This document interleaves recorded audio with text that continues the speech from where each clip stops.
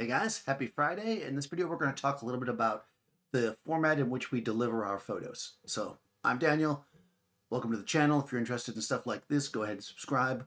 This is 5 Minute Friday. We'll see if I can do it in 5 minutes. So I got a question. I get this a lot, actually. I feel like I start this by saying that a lot. About file delivery. Now, usually people are just like, how do you give files to subjects, blah, blah, blah, which is, I talk about a lot actually on my Twitch streams, so if you don't follow me there. But particularly, I'm sorry, I can't remember who asked it. They were talking about delivering to like more of a commercial client. Because I often mention that if I'm shooting a catalog or something, I'm going to be shooting tethered and I just give the client a hard drive often that day, right? So how do you do it? So it really depends. Now, what I'm going to start off by saying is, and this might seem really obvious, but to somebody maybe who's doing it initially, it's your first time, or you might not think this way, is you need to have this discussion up front, right? You don't necessarily need to make that decision. Your client is going to tell you what they're looking for. If they're sending stuff off to color separators and to retouchers and stuff like that, and they want you to deliver raw files, then what you need to let them know is, or ask them is, how exactly are they going to be looking at them? Do you want the files, do you want to capture one catalog with it? Do you want, Lightroom? You can ask them all these different questions. Normally, I would be in Capture One, so that's obviously what I'm going to try to promote. And let's assume that that's what they want.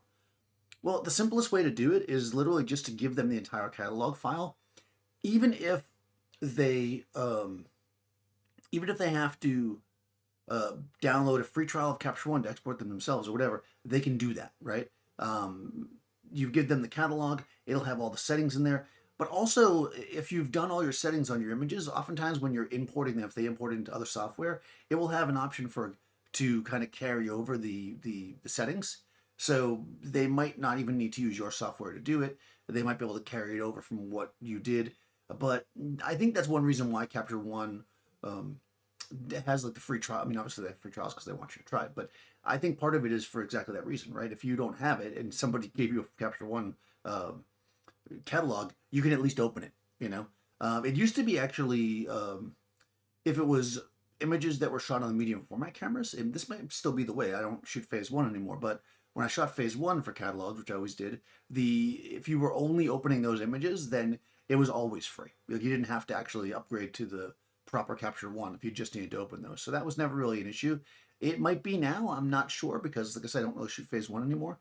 But again, this 30-day free trials. Plus, if they're sending it to a proper retoucher or a proper, catalog house that's going to handle this, they're going to have Capture One. I mean, it's really not an issue. But in any case, you want to shoot. So what would you be doing in Capture One anyways? I mean, possibly the cropping and stuff, obviously, right? What you could do is you could export a set of reference photos for cropping if you felt like that was going to be an issue. Especially if you did an overlay and you wanted to make sure that how the crop would be.